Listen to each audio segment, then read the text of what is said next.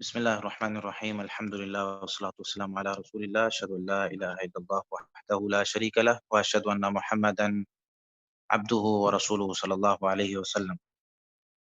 سامعین محترم، جو موضوع مجھے دیا گیا ہے وہ موضوع بہت اہمیت کا حامل ہے، اس لحاظ سے کہ یہ موضوع ہمارے عقیدے کے ساتھ تعلق رکھتا ہے کہ نبی مکرم صلی اللہ علیہ وسلم کی حدیث جو ہے وہ واقعی آ، قابل قبول ہے یا نہیں۔ یہ مین ٹائٹل ہے۔ اس کے پھر نیچے عنوانات جو ہیں وہ مختلف بنتے ہیں، جن میں سے ایک ہے کہ کچھ لوگ جو ہے نا وہ حدیث کا انکار کر دیتے ہیں۔ نبی مکرم صلی اللہ علیہ وسلم کے دور کے بعد یہ کام شروع ہوا ہے، اور اس کی کئی ایک وجوہات تھی۔ کچھ لوگ یہ کہتے ہیں کہ حدیث محفوظ نہیں ہے کیونکہ اس کا ذمہ اللہ تعالیٰ نے نہیں لیا، صرف قرآن کریم کا ذمہ اللہ تعالیٰ نے لیا ہے اور وہی محفوظ ہے، اسی پر ہم عمل کریں گے، جو قرآن میں ہے اسی پر عمل کرو، باقی سب چھوڑ۔ کچھ لوگ یہ کہہ دیتے ہیں کہ جی حدیث بہت بعد میں یعنی 150 ہجری کے بعد لکھی گئی ہے۔ قرآن تو نبی مکرم صلی اللہ علیہ وسلم کے دور میں لکھا جاتا رہا ہے، تو لوگ زبانیں بھی یاد کرتے تھے، تو اس لیے قرآن محفوظ ہے، قرآن کو ہی عمل کرنا چاہیے اس پر، اور حدیث جو ہے اس کو چھوڑ دو، وہ کوئی چیز نہیں ہوتی۔ یہ ہیں کچھ واضح جو لوگ کہتے ہیں۔ کچھ یہ کہتے ہیں کہ جی حدیث ضعیف بھی ہوتی ہے، صحیح بھی ہوتی ہے، پتہ کیسے چلے گا کون سی صحیح ہے کون سی ضعیف ہے؟ ہو سکتا ہے جس کو آپ صحیح کہہ رہے ہوں وہ ضعیف ہو، اور جو آپ جس کو ضعیف کہہ رہے ہوں وہ صحیح ہے، تو آپ نے یہ شرائط خود ہی بنائی ہیں، تو یہ بھی ایک بات کی ایک چیز ہے۔ اسی طریقے سے کچھ لوگ یہ کہتے ہیں کہ حدیثوں کا آپس میں ٹکراؤ ہے، تو اس وجہ سے یہ حدیثیں ضعیف ہیں، حدیثیں جو ہیں ان پر عمل نہیں کرنا۔ کچھ لوگ یہ کہہ دیتے ہیں جی خبر واحد ہے، کچھ لوگ جو ہے وہ حدیث کا انکار نہیں کرتے، بلکہ یہ کہہ دیتے ہیں کہ جی ہمارے آباء و اجداد کی جو بات ہے انہوں نے حدیث کو جیسے سمجھا اس طریقے سے سمجھ لیں۔ بہرحال بہت سارے لوگوں کے جو ہیں وہ اعتراضات موجود ہیں حدیث پر، جن میں سے آج ہم نے ایک اعتراض لیا ہے کہ بھئی حدیث محفوظ نہیں ہے۔ حدیث محفوظ نہیں ہے کس اعتبار سے؟ کہ اللہ رب العالمین نے قرآن کریم میں جو ذکر کیا ہے کہ ہم نے انا نحن نزلنا الذکر وانا له لحافظون، سورہ حجر کی آیت نمبر 9 میں اللہ رب العالمین فرماتے ہیں بے شک ہم نے اس ذکر کو نازل کیا اور ہم ہی اس کی حفاظت کرنے والے ہیں۔ اللہ رب العالمین نے یہاں ذکر کیا ہے کہ اس ذکر کو ہم نے نازل کیا ہے اور اس کی حفاظت کرنے والے ہم ہیں۔ تو وہ کہتے ہیں جی ذکر سے مراد قرآن کریم ہے، اللہ رب العالمین نے قرآن کریم کی حفاظت کا ذمہ لیا ہے، حدیث کا نہیں، تو اس لیے حدیث محفوظ نہیں ہے۔ پہلا اعتراض یہ ہے، تو ہم ایک دو اعتراضات جو ہیں اس کے جواب لے کے اور پھر اس کے بعد جو ہے وہ کچھ مثالیں نبی مکرم صلی اللہ علیہ وسلم کے دور سے اور صحابہ کے دور سے لیں گے۔ کیا واقعی ہی نبی مکرم صلی اللہ علیہ وسلم نے حدیث کو اسی طریقے سے محفوظ کروایا ہے جس طریقے سے قرآن کریم کو، یا کہ نبی مکرم صلی اللہ علیہ وسلم کے دور میں اس کی ثانوی حیثیت تھی؟ تو سب سے پہلے ہم اس آیت کی تشریح کی طرف آتے ہیں یا تفسیر کی طرف آتے ہیں۔ تو انا نحن نزلنا الذکر، بے شک ہم نے اس ذکر کو نازل کیا ہے۔ اب یہ ذکر جو ہے یہ صرف قرآن کریم نہیں ہوتا، ذکر سے مراد صرف قرآن کریم نہیں ہے، ذکر سے مراد ہر وہ چیز ہے جو انبیاء علیہم الصلوۃ والسلام پر نازل ہوئی ہے۔ اس کی بہت ساری مثالیں قرآن کریم میں موجود ہیں، میں ایک دو مثالیں دیتا ہوں آپ کو۔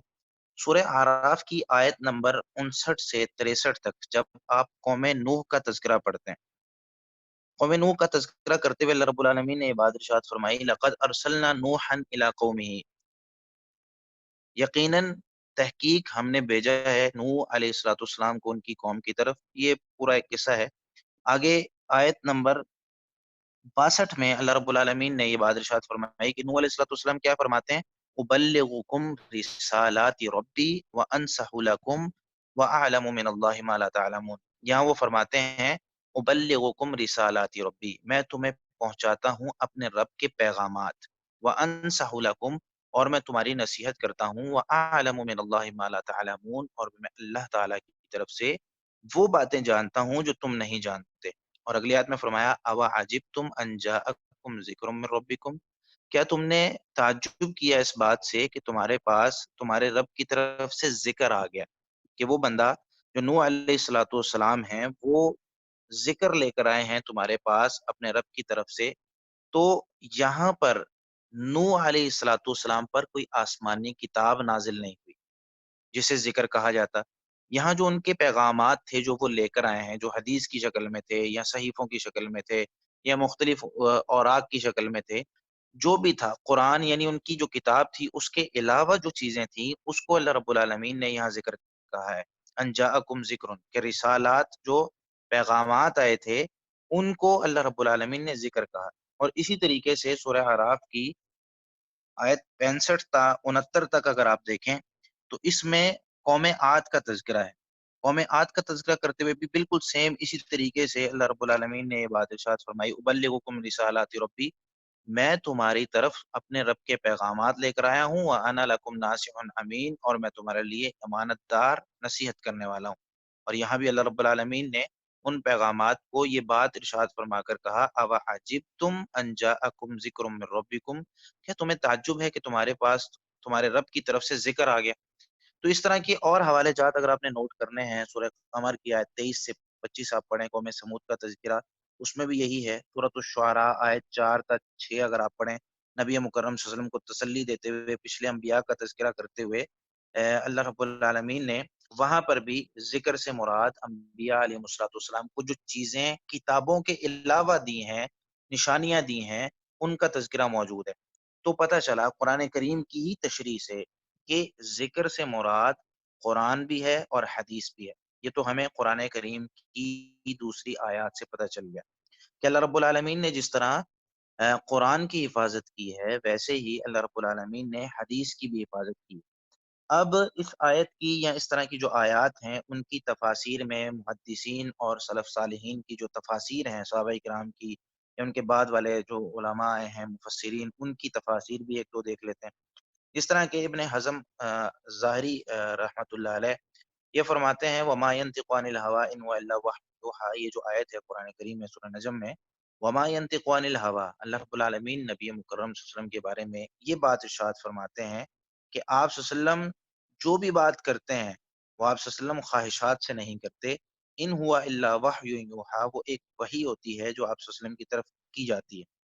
تو ان کی ایک کتاب ہے الاحکام فی اصول الاحکام، اس کی جلد نمبر 1 ہے صفحہ 95 پر وہ یہ بات ارشاد فرماتے ہیں، فاخبر تعالی ان کلام نبی صلی اللہ علیہ وسلم کلہ وحی، کلہ وحی، کہ اللہ تعالیٰ نے یہ بات ہمیں بتائی کہ نبی مکرم صلی اللہ علیہ وسلم کی جتنی بھی باتیں ہیں، جتنا بھی کلام ہے، سارا کا سارا وحی ہے، والوحی بلا خلاف ذکر، اور وحی جو ہوتی ہے بغیر کسی اختلاف کے، کسی کے ہاں اس کا اختلاف نہیں ہے، سب لوگ یہی کہتے ہیں کہ یہ ذکر ہے، وَالذِّكْرُ مَحْفُوظٌ بِنَصِّ القرآن، تو ذکر جو ہے وہ قرآن کی نص کے ساتھ محفوظ ہے۔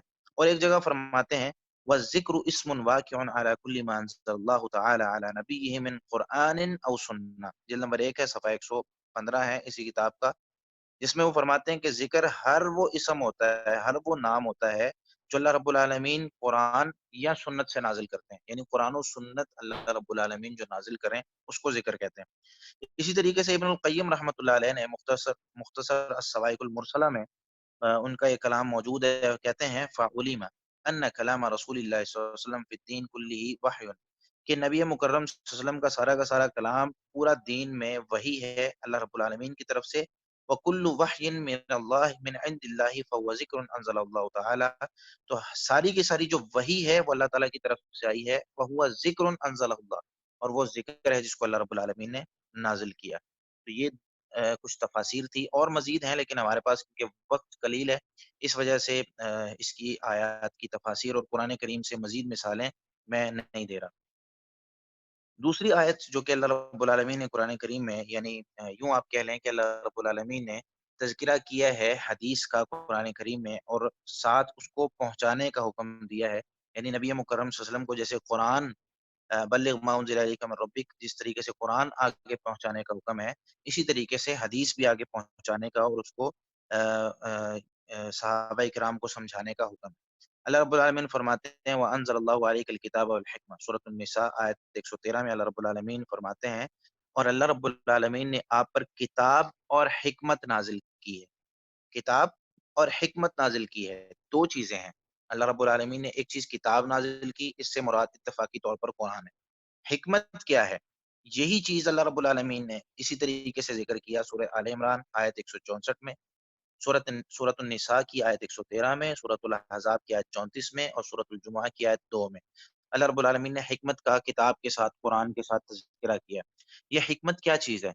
حدیث میں آتا ہے سنن ابو داود کی روایت ہے اور حدیث نمبر 4604 ہے، جس میں نبی مکرم صلی اللہ علیہ وسلم نے یہ بات ارشاد فرمائی، الا انی اوتیت القرآن ومثلہ معہ، خبردار لوگوں، مجھے قرآن اور اس جیسی ایک اور چیز دی گئی، قرآن اور اس جیسی ایک اور چیز۔ اب قرآن کریم میں بھی حکمت کا تذکرہ ہے، کتاب کے ساتھ، قرآن کے ساتھ، کہ وہ نبی تمہیں حکمت سکھاتے ہیں۔ اللہ رب العالمین نے قرآن بھی نازل کیا اور حکمت بھی نازل کی، اور یہاں اللہ رب العالمین نے یہ بات بھی ارشاد فرمائی کہ اللہ رب العالمین نے جو ہے وہ قرآن اور حدیث دونوں چیزیں جو ہے وہ دی ہیں، اور حدیث میں آ گیا کہ نبی مکرم صلی اللہ علیہ وسلم نے یہ بات ارشاد فرمائی کہ قرآن کے ساتھ ایک اور چیز مجھے دی گئی۔ اب علماء کرام، محدثین اور مفسرین جو حدیث کی شروع کرنے والے ہیں، وہ یہ بات لکھتے ہیں، جس طرح کہ ابن بطال رحمۃ اللہ علیہ نے صحیح بخاری کی شرح میں یہ بات لکھی ہے، اراد بذالک السنہ التی اوتیہ، کہ نبی مکرم صلی اللہ علیہ وسلم نے ومثلہ معہ، کہ قرآن جیسی ایک اور چیز مجھے دی گئی ہے، اس سے آپ صلی اللہ علیہ وسلم کا ارادہ سنت اور حدیث کا تھا کہ مجھے حدیث بھی دی گئی۔ اور اسی طریقے سے دوسری جگہ پر یہ بات ارشاد فرماتے ہیں کہ کانا جبریل ینزل علیہ بالسنن، کہ جبریل علیہ الصلوۃ والسلام سنن بھی نبی مکرم صلی اللہ علیہ وسلم پر لے کر نازل ہوتے تھے، احادیث بھی نبی مکرم صلی اللہ علیہ وسلم پر لے کر نازل ہوتے تھے، کما یاتیہ بالقرآن، جس طرح قرآن لے کر آتے تھے۔ ولذلك قال صلی اللہ علیہ وسلم اوتیت القرآن ومثلہ معہ یعنی من السنن، جلد نمبر 19 ہے، صفحہ 473 ہے۔ ابن قتیبہ ان کی کتاب ہے تأویل مختلف الحدیث، اس کی جلد نمبر 1 ہے، صفحہ 58 ہے، جس میں وہ یہ بات ارشاد فرماتے ہیں کہ یرید انہ اوتی الکتاب ومثل الکتاب من السنہ، کہ آپ صلی اللہ علیہ وسلم جو یہ حدیث میں ارشاد فرما رہے ہیں کہ مجھے اس کی مثل ایک اور چیز دی گئی، تو وہ کتاب ہے اور اس کے ساتھ سنت۔ اور اسی طریقے سے امام شافعی رحمۃ اللہ علیہ کا کلام، ہمارا وقت کیونکہ کم ہے، میں بہت ساری چیزیں چھوڑ رہا ہوں، بات جو ہے وہ لمبی نہ ہو جائے، تو امام شافعی رحمۃ اللہ علیہ کا کلام بھی اس میں اگر آپ پڑھنا چاہیں تو ان کی کتاب الرسالہ میں جلد نمبر 1 ہے، صفحہ 78، جس میں وہ کہتے ہیں کہ بس میں اتنا سا کلام ان کا ذکر کر دیتا ہوں کہ فَسَمِعْتُ مَنْ أَرْضَى مِنْ أَهْلِ الْعِلْمِ بِالْقُرْآنِ، کہ قرآن کا علم رکھنے والے سب سے زیادہ اچھے لوگوں سے میں نے یہ بات سنی ہے کہ وہ کہتے ہیں الحکمۃ سنت رسول اللہ صلی اللہ علیہ وسلم، کہ قرآن کریم میں جو حکمت کا ذکر کیا گیا ہے وہ رسول اللہ صلی اللہ علیہ وسلم کی سنت ہے۔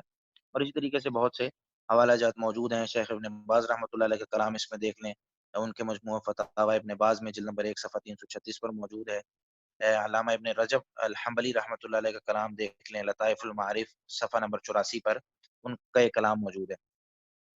ابھی ہم چلتے ہیں اپنے جو ہے وہ موضوع کے یعنی مثالوں کی طرف۔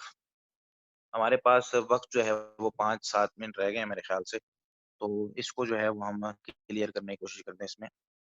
اچھا، اب اعتراض یہ تھا، ایک اعتراض تو یہ تھا کہ اللہ رب العالمین نے قرآن کریم کی حفاظت کا خود ذمہ لیا ہے، اس اعتراض کا جواب ہو چکا ہے۔ دوسرا اعتراض یہ ہے کہ قرآن کریم تو نبی مکرم صلی اللہ علیہ وسلم کے دور میں زبانی یاد کیا جاتا تھا، لکھا جاتا تھا، اور حدیث تو نہیں لکھی جاتی تھی، حدیث نہیں یاد کی جاتی تھی، حدیث حفظ نہیں کی جاتی تھی، تو کس طریقے سے ہم یہ کہہ سکتے ہیں کہ حدیث محفوظ ہے؟ قرآن کریم تو لکھا جاتا تھا، لوگ یاد کرتے تھے۔ اس کا جواب یہ ہے کہ حدیث بھی ویسے ہی لکھی جاتی تھی، حدیث بھی ویسے ہی یاد کی جاتی تھی، بلکہ یوں کہہ لیا جائے کہ عربوں کا رجحان، آپ اگر کوئی بھی جو ہے وہ کتابیں اٹھا کر دیکھیں تو عربوں کا رجحان حفظ کی طرف زیادہ ہوتا ہے لکھنے کے بجائے، وہ لکھتے کم ہیں اور یاد زیادہ کرتے ہیں، یہ شروع سے عربوں کا ایک وتیرہ رہا ہے۔ اور صحیح بخاری کتاب التابعات حدیث نمبر 6311 میں نبی مکرم صلی اللہ علیہ وسلم سے بذات خود اس طرح کی مثالیں موجود ہیں کہ نبی مکرم صلی اللہ علیہ وسلم صحابہ کو حدیثیں یاد کرواتے تھے۔ ایک حدیث میں آیا ہے، بلکہ اس سے پہلے یہ بات سن لیں کہ نبی مکرم صلی اللہ علیہ وسلم نے یہ جو بات ارشاد فرمائی، ترکت فیکم امرین، میں نے تمہیں دو چیزیں چھوڑی ہیں، لن تضلوا ما تمسکتم بہما، جب تک تم انہیں مضبوطی سے پکڑ لو گے تم گمراہ نہیں ہو سکتے۔ ایک ہے کتاب اللہ اور دوسری سنت نبی جی۔ موطا امام مالک اور مختلف کتابوں میں یہ حدیث موجود ہے، منزلۃ السنہ شیخ البانی رحمۃ اللہ علیہ کی، اس میں اس کی سند کو حسن قرار دیا انہوں نے۔ تو نبی مکرم صلی اللہ علیہ وسلم کو دو چیزیں دی گئی ہیں، ایک قرآن اور دوسری سنت۔ اور ایک حدیث میں نبی مکرم صلی اللہ علیہ وسلم نے یہ بات ارشاد فرمائی کہ میری ساری کی ساری امت جنت میں داخل ہوگی سوائے اس کے جس نے خود انکار کر دیا۔ تو صحابہ نے پوچھا وہ میں یہ ابا کون انکار کر سکتا ہے؟ تو نبی مکرم صلی اللہ علیہ وسلم نے ارشاد فرمایا من اطاعنی دخل الجنہ ومن عصانی فقد ابا، جس نے میری اطاعت کی وہ جنت میں جائے گا اور جس نے میری نافرمانی کی اس نے انکار کر دیا۔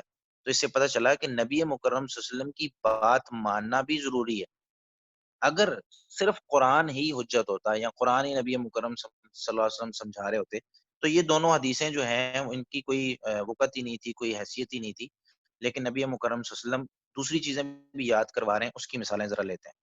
ایک حدیث میں ہے براء بن عازب رضی اللہ تعالیٰ عنہما، انہوں نے نبی مکرم صلی اللہ علیہ وسلم سے ایک دعا سیکھی۔ نبی مکرم صلی اللہ علیہ وسلم نے ان کو دعا سکھائی کہ جب آپ اپنے بستر پر آئیں، آپ وضو کریں جس طرح نماز کا وضو کرتے ہیں، پھر آپ دائیں کروٹ پر لیٹ جائیں اور پھر یہ دعا پڑھیں، اللہم اسلمت نفسی الیک وفوضت امری الیک۔ یہ پوری دعا ہے۔ اس کے آخر میں ہے کہ جب آپ صلی اللہ علیہ وسلم نے یہ دعا پوری کر لی نا، فَإِن مُتَّ عَلَى الْفِطْرَةِ فَاجْعَلْهُنَّ آخِرَ مَا تَقُولُ فَقُلْتُ أَسْتَذْكِرُهُنَّ۔ تو میں نے کہا، جب آپ صلی اللہ علیہ وسلم نے مجھے یہ دعا پوری پڑھا دی تو میں نے کہا میں اس کو یاد کرتا ہوں اور آپ صلی اللہ علیہ وسلم کو دوبارہ سناتا ہوں۔ دیکھیے، میں نے جو یہ یاد کی ہے، کیا اس میں کوئی غلطی تو نہیں ہے میرے یاد کیے ہوئے میں؟ تو جب میں نے آپ صلی اللہ علیہ وسلم کو دوبارہ یہ دعا سنائی تو میں نے آپ صلی اللہ علیہ وسلم نے اس دعا میں جو ایک جو لائن تھی وہ یہ تھی، وَبِنَبِيِّكَ الَّذِي أَرْسَلْتَ، تو میں نے اس کو بدل کے وَبِرَسُولِكَ الَّذِي أَرْسَلْتَ پڑھ لیا۔ تو نبی مکرم صلی اللہ علیہ وسلم نے فوراً میری غلطی درست کی اور کہا نہیں، لا وَبِنَبِيِّكَ الَّذِي أَرْسَلْتَ، جو میں نے پڑھا ہے وہی پڑھنا ہے۔ تو اس سے پتہ چلتا ہے کہ نبی مکرم صلی اللہ علیہ وسلم صحابہ کرام کو احادیث یاد کرواتے تھے، اور صحابہ کرام کی اور بہت سی مثالیں موجود ہیں۔ آپ دیکھیں گے صحیح بخاری میں 1180 نمبر پر ہے، سیدنا عبداللہ بن عمر رضی اللہ تعالیٰ عنہ فرماتے ہیں، حفظت من النبی صلی اللہ علیہ وسلم 10 رکعات، میں نے نبی مکرم صلی اللہ علیہ وسلم سے 10 رکعتیں حفظ کی ہیں، رکعتین قبل الظہر و رکعتین بعدہ، پوری حدیث ہے۔ ابھی ہم کیونکہ وہ موضوع ہمارا یہ ہے تو ہم صرف اتنے ٹکڑے پر ہی اکتفا کرتے ہیں کہ میں نے نبی مکرم صلی اللہ علیہ وسلم سے نمازوں کے پہلے اور بعد والی رکعات کو حفظ کیا ہے، یاد کیا ہے۔ اگر حدیثیں یاد نہیں کی جاتی تھی اس وقت، حدیثیں صحابہ کرام اس کو حفظ ہی نہیں کرتے تھے، تو یہ جو الفاظ ہیں یہ کسی پر دلالت کر رہے ہیں۔ اسی طریقے سے سیدنا عبداللہ بن عمر رضی اللہ تعالیٰ عنہ کہتے ہیں، حفظت من رسول اللہ صلی اللہ علیہ وسلم حدیثا، میں نے رسول اللہ صلی اللہ علیہ وسلم سے ایک ایسی حدیث یاد کی ہوئی ہے، لم انسہ بعد، جس کو میں بعد میں کبھی بھولا ہی نہیں۔ سمعت رسول اللہ صلی اللہ علیہ وسلم، رسول اللہ صلی اللہ علیہ وسلم سے میں نے سنا، پھر وہ آگے حدیث ہے، صحیح مسلم میں 2941 نمبر حدیث ہے۔ تو اس حدیث میں بھی انہوں نے یہ کہا کہ میں نے حفظ کیا۔ سیدنا ابو ہریرہ رضی اللہ تعالیٰ عنہ نے بھی بہت سے مقامات پر اس طرح کے الفاظ استعمال کیے، سیدنا عبداللہ بن عمر نے بھی استعمال کیے، سیدنا علی بن ابی طالب رضی اللہ تعالیٰ عنہ سے بھی ہیں کہ انہوں نے کہا کہ رسول اللہ صلی اللہ علیہ وسلم نے بات ارشاد فرمائی، لا یتما بعد احتلام، کہ جو یتیم کا لفظ ہے وہ جب بچہ بالغ ہو جاتا ہے اس پر نہیں بولا جاتا۔ ابو داؤد میں 2873 نمبر روایت ہے۔ تو یہ ساری حدیثیں، اور اس طریقے سے زر بن حبیش کہتے ہیں کہ میں صفوان بن عسال المرادی رحمۃ اللہ رضی اللہ تعالیٰ عنہ کے پاس آیا، فہل، تو میں نے ان سے پوچھا کہ فہل حفظت من رسول اللہ صلی اللہ علیہ وسلم شیئا فی المسح علی الخفین، کیا موضوع پر مسح کرنے کے بارے میں آپ نے رسول اللہ صلی اللہ علیہ وسلم سے کوئی حدیث حفظ کی ہوئی ہے؟ تو انہوں نے کہا قال نعم۔ جامع ترمذی کی روایت ہے 3536 نمبر۔ تو یہ کچھ مثالیں تھیں جس میں نے یہ بات آپ کو سمجھانے کی کوشش کی ہے کہ حدیث حفظ بھی ہوتی تھی نبی صلی اللہ علیہ وسلم کے زمانے میں۔ اب اس کے بعد ایک اس طرف ہم چلتے ہیں کہ حدیث حفظ کرنے کے بعد صحابہ کرام اس کو دہراتے بھی تھے اور یاد کرتے تھے، اور کئی صحابہ کرام تو حدیث سننے کے لیے نبی مکرم صلی اللہ علیہ وسلم کے پاس باریاں تقسیم انہوں نے کی ہوئی تھی کہ بھائی ہم نے جو ہے وہ باریاں تقسیم کرنی ہے، ایک دن تم جاؤ گے ایک دن میں۔ جس طریقے سے عمر رضی اللہ تعالیٰ عنہ کی مثال آپ کے سامنے ہے، وہ کہتے ہیں جی ینزل یومن و انزل یومن، ایک دن جو ہے وہ خود جاتا تھا بندہ اور ایک دن میں جاتا تھا میرے پڑوسی کے ساتھ، وَكُنَّا نَتَنَاءَبُ نزول، کہ ہم نے جو ہے وہ باریاں تقسیم کی ہوئی تھی علی رسول اللہ صلی اللہ علیہ وسلم، رسول اللہ صلی اللہ علیہ وسلم کے پاس جانے کے لیے۔ تو صحیح بخاری میں یہ حدیث موجود ہے، حدیث نمبر 89 ہے۔ اسی طریقے سے ابو سعید کہتے ہیں کہ ہم غزوہ کرتے تھے، اور تو ہم غزوہ کرنے کے لیے جب جاتے، غزوات میں شریک ہوتے، اور ایسے غزوات جس میں سارے مسلمانوں کا شریک ہونا ضروری نہیں ہوتا، تو ہم اپنے خاندان میں سے یا کسی اپنے کوئی دوست احباب میں سے ایک دو آدمی پیچھے چھوڑ جاتے تھے۔ تو ہم کیا کرتے تھے تاکہ ہم واپس آئیں، فَيُحَدِّثُونَ بِمَا حَدَّثَ بِهِ رسول اللہ صلی اللہ علیہ وسلم، تو وہ ہمیں وہ حدیثیں بیان کریں جو رسول اللہ صلی اللہ علیہ وسلم نے ان کو بیان کی ہے۔ تو وہ حدیثیں چھوڑنا ہی نہیں چاہتے تھے۔ ایسا تھوڑی تھا کہ بھائی ٹھیک ہے یہ ایک سرسری سی چیز ہے اس کو چھوڑ دو، اور اس کو جو ہے وہ لازمی نہیں ہے کہ اس پر جو ہے وہ عمل کیا جائے یا اس کو سیکھا جائے یا اس کو حفظ کیا جائے، اس طرح تو نہیں تھا، بلکہ وہ باریاں تقسیم کرتے تھے، بھائی ایک دن تو جا ایک دن میں جاؤں، کام کی وجہ سے میں نہیں جا سکا، جو تو سن کے ہے وہ مجھے آ کر بتا۔ اسی طریقے سے सैयदना अनस रज़ी अल्लाह तआला अन्हु कहते हैं किताबुल फ़िक़्ह अल-मुतफ़क्किह में सफ़ा नंबर 127 है। इसमें अनस रज़ी अल्लाह तआला अन्हु कहते हैं कि हम नबी मुकर्रम सल्लल्लाहु अलैहि वसल्लम की मजलिस में होते थे। कुन्ना नकूनु इंदा इंदा नबी सल्लल्लाहु अलैहि वसल्लम व रुब्बमा कुन्ना नहवा मिन 60। हम नबी मुकर्रम सल्लल्लाहु अलैहि वसल्लम की मजलिस में कई दफ़ा 60 लोग बैठे होते थे। फ़युहद्दिसुना रसूलुल्लाह सल्लल्लाहु अलैहि वसल्लम सुम्मा यक़ूम फ़नतराजअहु बैनना हाज़ा व हाज़ा। रसूलुल्लाह सल्लल्लाहु अलैहि वसल्लम हमें हदीस बयान करके चले जाते। फिर हम आपस में उस हदीस की मुराजात करते, एक-दूसरे को सुनाते। हम कहते भाई ये मुझसे सुनो, मुझे याद हो गई है। फ़नक़ूमु व कअन्नमा क़द ज़ुरिअ फ़ी क़ुलूबिना, तो हम खड़े होते तो गोया कि हमारे दिलों में उसकी खेती कर दी गई होती। उनको जिस तरीके से एक बीज को गाड़ दिया जाता है ज़मीन में, वैसे हमारे दिलों में उसको गाड़ दिया जाता था। मतलब इस तरीके से हम उसको अच्छे तरीके से याद करते थे। और दारमी के अंदर सैयदना अबू हुरैरा रज़ी अल्लाह तआला अन्हु का जो किस्सा मौजूद है, उसमें वो रात को 3 हिस्सों में तक़सीम करते थे और एक हिस्से में वो सोते थे, एक हिस्से में क़याम करते थे और एक हिस्से में कहते हैं अतज़क्करु हदीस रसूलुल्लाह सल्लल्लाहु अलैहि वसल्लम, सफ़ा नंबर 153 है कि मैं रसूलुल्लाह सल्लल्लाहु अलैहि वसल्लम की हदीस को याद किया करता था। तो मेरे भाई हदीस याद की जाती थी नबी मुकर्रम सल्लल्लाहु अलैहि वसल्लम के ज़माने में। अब दूसरा सवाल 2 मिनट में इस बात को मैं ख़त्म करने की कोशिश करता हूँ कि हदीस नबी मुकर्रम सल्लल्लाहु अलैहि वसल्लम के ज़माने में लिखी भी जाती थी। हदीस को लिखने के ना 3 मरहले थे। एक था कि हदीस मुख्तलिफ जगहों पे मुख्तलिफ तरीकों से लिखी जाती थी। उसमें कोई तरतीब नहीं थी, अबवाब नहीं थे, जिस तरीके से आजकल हम पढ़ते हैं, सही बुखारी पढ़ रहे हैं या जामे तिर्मिज़ी पढ़ रहे हैं, अबू दाऊद पढ़ रहे हैं, तो उसमें आप देखते हैं फ़िक़ही अबवाब पर हदीसें लिखी हुई हैं या मुस्नद अहमद पढ़ते हैं, उसमें देखें आपके सहाबा की जो है वो तरतीब पर अहादीस लिखी हुई हैं। लेकिन उस दौर में क्योंकि अहादीस की किताबों की तरफ मर्जा नहीं था, लोग किताबों की तरफ नहीं लौटते थे। लोग डायरेक्ट सफ़र कर लेते थे, कई दफ़ा जो है वो हदीस लेने के लिए 1-1 महीने तक का सफ़र भी किया गया। लेकिन किताबों को मर्जा नहीं बनाया गया था। कुरान सीखना होता था, वो भी जो है वो सहाबाए-किराम से सीखा जाता था। हदीस सीखनी होती थी, वो भी सहाबाए-किराम से सीखी जाती थी। कोई ये नहीं कहता था भई लिखी हुई किताब मुझे दे दो, मैं किताब से सीख लूँ। लेकिन उस दौर में लिखी जाती थी। इसकी मैं मुख्तलिफ 1-2 मिसालें आपको दे देता हूँ। एक था अस-सहीफ़ा अस-सादिक़ा। सहीफ़ा सादिक़ा था अब्दुल्लाह बिन अम्र बिन आस रज़ी अल्लाह तआला अन्हु का। कहते हैं कुन्तु अक्तुबु कुल्ला शैइन अस्मअहु मिन रसूलिल्लाह सल्लल्लाहु अलैहि वसल्लम, मैं हर चीज़ जो रसूलुल्लाह सल्लल्लाहु अलैहि वसल्लम से सुनता था वो मैं लिख लेता था। और मुझे जो है ना कुरैश ने मना किया कि भई तक्तुबु कुल्ला शैइन तस्मअहु मिन रसूलिल्लाह सल्लल्लाहु अलैहि वसल्लम, हर चीज़ लिखते हो जो रसूलुल्लाह सल्लल्लाहु अलैहि वसल्लम से सुनते हो, हालाँकि रसूलुल्लाह सल्लल्लाहु अलैहि वसल्लम कभी गुस्से में होते हैं, कभी आप सल्लल्लाहु अलैहि वसल्लम खुशी में होते हैं, तो तुम जो है वो ना लिखा करो। तो मैंने लिखना छोड़ दिया, लेकिन फिर मैंने रसूलुल्लाह सल्लल्लाहु अलैहि वसल्लम को ये बात ज़िक्र की कि भई मैं लिखता था, अब मैंने लिखना छोड़ दिया है।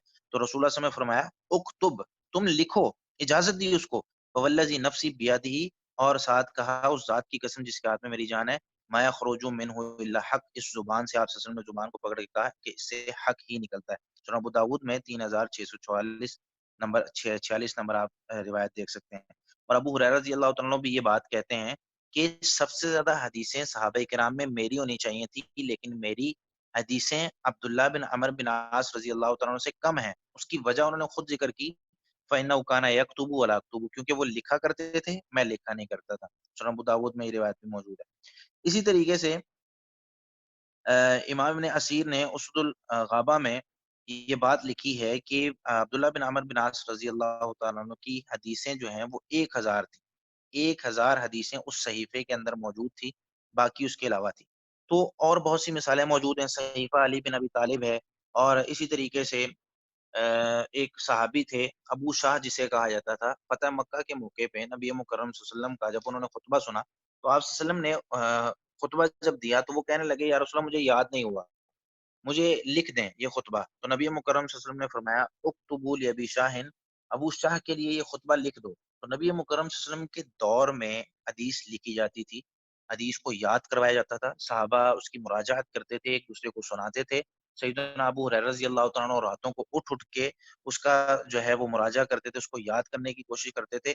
हालाँकि इसके अलावा और बहुत सी मिसालें मौजूद हैं, लेकिन मुख्तसर मैंने करते हुए, क्योंकि वक़्त हमारा ख़त्म हो गया है, तो बहुत सी ऐसी मिसालें मौजूद हैं। तो आज का जो हमारा सवाल था कि हदीस रसूलुल्लाह सल्लल्लाहु अलैहि वसल्लम के ज़माने में महफूज़ थी कि नहीं थी, ये जवाब हमारा क्लियर हो गया और ये 3 तरीकों से, यानी 3 इसके जवाबात दिए गए हैं। सवाल पहला ये था कि ज़िम्मा इसका अल्लाह ताला ने नहीं लिया, इसलिए ये महफूज़ नहीं है। तो मैंने कुरान से और अहादीस से और तफ़ासीर से اس کے دلائل دیے کہ اللہ رب العالمین کی طرف سے یہ محفوظ ہے، قرآن و حدیث کے دلائل سے یہ محفوظ ہے۔ دوسرا سوال یہ تھا کہ حدیث بہت بعد میں لکھی گئی 150 ہجری۔ اچھا، دوسری بات یہ میں ذکر کرنا بھول گیا ہے کہ جو 150 ہجری کے آس پاس جو حدیثیں لکھی گئی ہیں نا، وہ ترتیب کے ساتھ لکھی گئی ہیں، فقہی ترتیب کے ساتھ، ابواب پر، اور ایک معین ایک خاص ترتیب کے ساتھ کہ حدیثوں کو ڈھونڈنا آسان ہوتا ہے۔ اور پھر بعد میں یہ حدیث کی کتابیں مرجع بنی، لوگ اس کی طرف آتے تھے کیونکہ صحابہ کرام جو ہے وہ ختم ہوتے جا رہے تھے، تو پھر حدیث جو ہے وہ کتابوں میں جمع کرنے شروع کر دی، اور ایک خاص ترتیب پر۔ تو 150 ہجری کے بعد جو لکھی گئی وہ اس ترتیب پر تھی، اس کے پہلے لکھی جاتی رہی ہے۔ اس کے بعد جو ہے نبی مکرم صلی اللہ علیہ وسلم کے زمانے میں قرآن یاد کیا جاتا تھا، ایسے حدیث بھی یاد کی جاتی تھی۔ قرآن لکھا جاتا تھا، ایسے حدیث بھی لکھی جاتی تھی۔ تو یہ ساری مثالیں جو ہیں وہ ہم نے لے لی ہیں۔ امید ہے کہ بہت سی باتیں جو ہیں وہ آپ کو سمجھ آ گئی ہوں گی، لیکن اگر کوئی بات، ہمارا وقت جو ہے وہ ختم ہو گیا، اگر کوئی بات آپ کو سمجھ میں نہیں آئی تو وہ مجھ سے پوچھ لیں، جو مجھے پتا ہوگا وہ میں بتا دوں گا، جو مجھے نہیں پتا ہوگا اس کے بارے میں معذرت کر لوں گا یا وقت لے لوں گا کہ بھئی بعد میں جو ہے وہ میں آپ کو بتا دوں۔ جزاکم اللہ خیر۔